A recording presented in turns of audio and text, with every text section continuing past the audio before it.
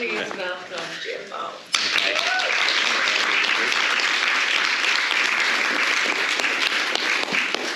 I was going to do it with a bit of jazz behind it, but I've been inspired by the poet before me, so I think I'll just do it like this, right? And it's the first time I've ever went live on things. Do you check if that works? You are now live. Okay, does everyone just wave? Is that okay? Okay, here we go. So thanks, Sheila, for inviting me. I feel honoured. Fair play to you, because you haven't heard any of the other poems, so you're in for a bit of a shock, right? But the first one I like to do is just one that gets people going. It's one for the ladies, okay? It's called Tampon Ads. It's false advertising.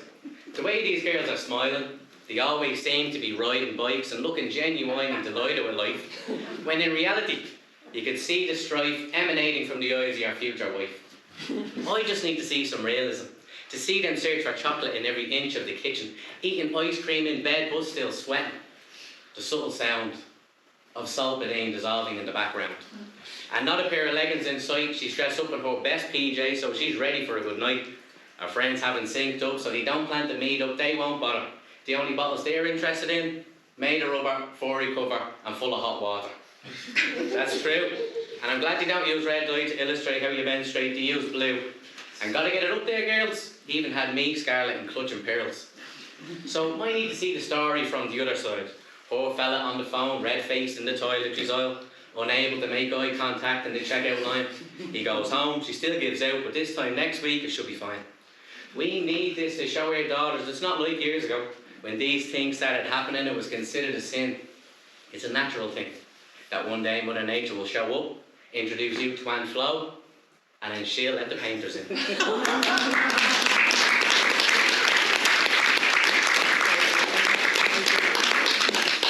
I'm kind of short enough, so I'll try to get through a few, right? The next one's called Story with Your Face. My face tells the story of my body's journey. These forehead lines look more like fives. Some of the deepest creases a blackhead has ever occupied. And these bags under my eyes, they're from when I lay awake at night, imagining alternative lives where I have a gang of kids and already on my third wife. When I was younger, I snuck away from my mother. My sisters threw a blanket over my head and then I walked into a cupboard. Scar tissue made one front tooth grow faster than the other. You don't have to travel far for another face fable. Chicken pox got so witchy I wasn't able, and scratched that little pox till it became stale and fell off.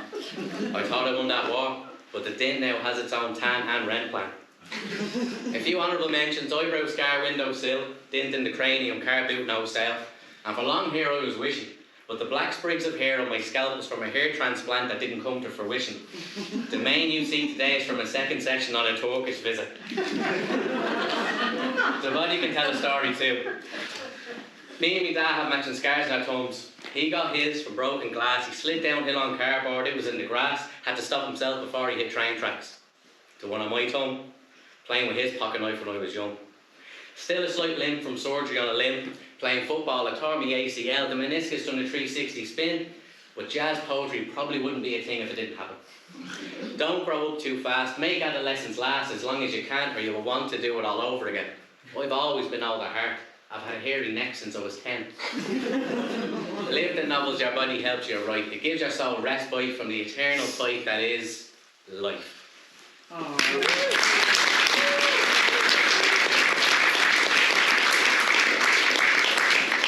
Okay, we're flying.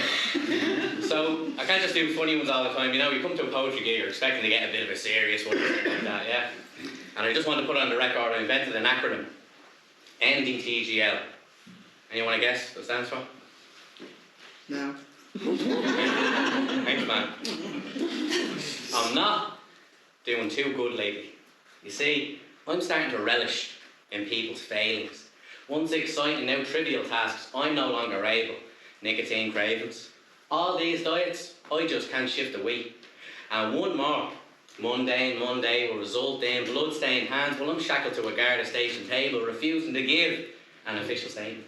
So yeah, this needed to be typed out, because the words are so filled with rage, I've written down with sir the page, and those close will consume the fumes and make you feel like this too. See, I'm not doing too good lately. I'm frustrated at your good news. I hear on the daily, everything on the telly irritates me. I feel like I've ruined lives and not been there at important times, so memories you can recall easily to me are vague and lack clarity. A what-if mentality has me lashing out internally, so even if it's nicey nice on the surface, best believe beneath it's being said through gritted teeth for an internal release. But even after that we can't find peace, not even in sleep. My dreams haunt me. I'm not doing too fucking good lately. Life itself is magnifying my failings. Sharp change of direction, this knee starts breaking. My mental health right now, it's in a cruel state. I'm destined to be broke forever and have everyone hate me. But in this current mood, I prefer a lonely urn sitting in a church that's empty. Take solace in the knowledge that if this is now out of my head, you won't find me anywhere near a toppled chair dead, having those closest to me grieving the fact that I cut short my destiny. You're more than a creation of your ancestors' naked gestations, fighting Father Time and Mother Nature. You are born, so let's explore what that reason was for. And yeah, life right now is probably shit, but it gets better, so make sure you stick around for it. Because it's okay, baby, if you're not doing too good lately.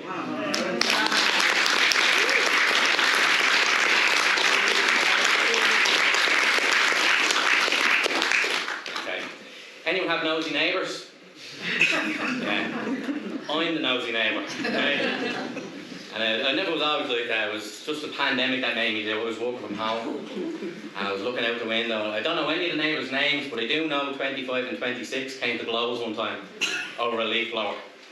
So my neighbours inspired me to write this one. It was called Working From Home, but now it's called Jimbo, the boy who lives in the window. To the neighbours, I'm the boy who lives in the window. To me, there's a crack addict, a kidnapped victim, one's on the game and a grieving widow. Well, that's the lives I've compiled in my own mind. My imagination runs wild when I open those blinds. One only leaves the house to go shopping. No problem for her getting the steps in, sometimes treats herself with takeout from the local delicatessen. Chap beside her has a strange obsession with having the cleanest car and weirdest music collection. He's blaring 50 Cent one day, then the soundtrack to Interstellar Bob Geldof. He wipes down that car so much, I'm surprised the paint hasn't come off. Pretty sure the people above him are running a sweatshop. They're in and out of the house of boxes all day, but at least at certain times he let the kids out to play. The family above us must practice feng shui, but only when it's late. The furniture moves round so much you'd swear we're sleeping rough. Down the far end, it gets crazy. I hear two ladies fighting. One accusing the other's bloke he was stalking her daughter. The parallels between this street and a soap opera, not even funny. This other time, same girl lost it, kicked the other one in the fanny. True story. When there's so much of a raised voice, the smokers emerge to get the best vantage points. Same when they see blue flashing lights. The kids are alright. They went door to door selling lemonade. It wasn't homemade. It was just bottled water with some Robinsons mixed in, but still tasted great. But probably not worth the €2 I paid. They didn't have any change. Every time the bin man sees me, he gives me a wave. But just on Thursdays. And that lady I said was on the game well.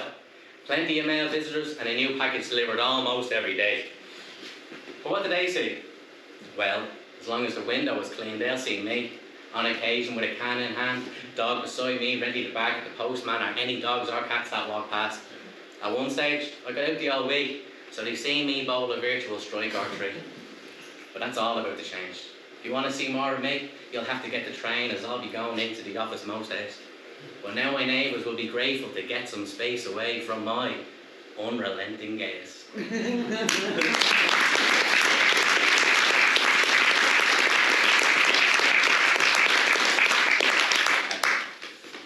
Two more. I have to do Make Ireland Grand again. That's my main one. Yeah. That's what won me the competition, right? But before that, you know, when you do poetry, you just kind of try and sound smart sometimes, and you learn a lot of big words. And I know a lot of big words. You might even say, my vernacular is quite spectacular. In fact, words I've accrued due to the adverse nature of my views render your vocabulary feeling somewhat subdued. See, I don't read religiously, but when I do, the thesaurus is the scripture I prefer to peruse to cut loose, abdicate from the space or stage. My gateway to a more pinky finger raised, sipping tea for days kind of ways. See, my vocabulary wants to aggrandise to a lexicon far superior.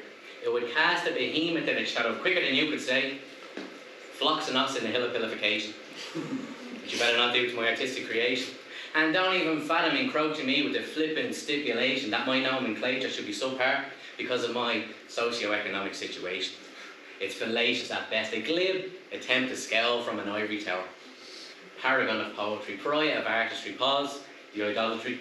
For my inherent ability to act as my own vessel, which all big words can congregate and then proliferate. Burnish my body, for I am the living glossary.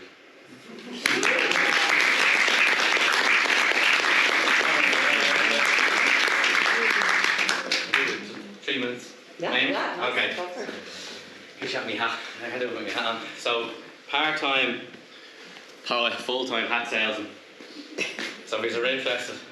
Okay. But this is the one that won me the competition. And it's Make Ireland Grand Again. Thanks very much for listening. This is great, isn't it? Yeah. Thanks to you as well.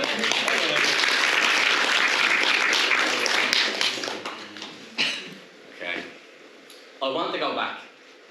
Can't say exactly to when. Not so far back when the spuds were duds, civilians dying in the rise, and before Dáil Éireann came to order, or all the troubles on the border. I'd like to cherry pick the best bits, when Ireland was grand. I'd like to talk to those who built Newgrange, ask how they timed the winter solstice to a T, when Oscar Wilde roamed the streets, or James Joyce during Ulysses, Celtic Tiger in its peak, and the only bust in sight was Molly Malone's. Everyone has a Tamagotchi. Italian 90 playing on the telly again, and fuck Scalacci. The night Christaburg scene read, aspiration higher, Nelson dethroned and erect in the spire. McGregor, not when he was flogging whiskey to outfellas, when he was made champ and there was talk of putting him on the stamp and the coinage. The belittling of Rod Little. No, Eamon, leave it bleed now. You wouldn't give a slip to Clester. And of course, Celtic. What if Georgie Borges got the snip? Garth Brooks has played some gigs. If Bertie McGuigan had weak wrists or Johnny Logan had a lisp, we'd still be dancing in Billy Brennan's barn or around a pint of plain. If I drown in this nostalgia, these are the grand times I want to be found reeling in. I'd keep on 'em. I like 'em. You'd have Katie Taylor thanking God, another try by that lad Bod, and less ATMs getting robbed. Pre-foot and mouth outbreak, post, Henri's handball heartache. When the Pope came and kissed the land, that was grand. When we could withstand an orange weather warning, that was grand. When all the snakes were banned, that was grand. A time where everyone who wants it gets to shift. We all get taught French by the girls in Bewitched. The batter on your Bordeaux fish is always crisp.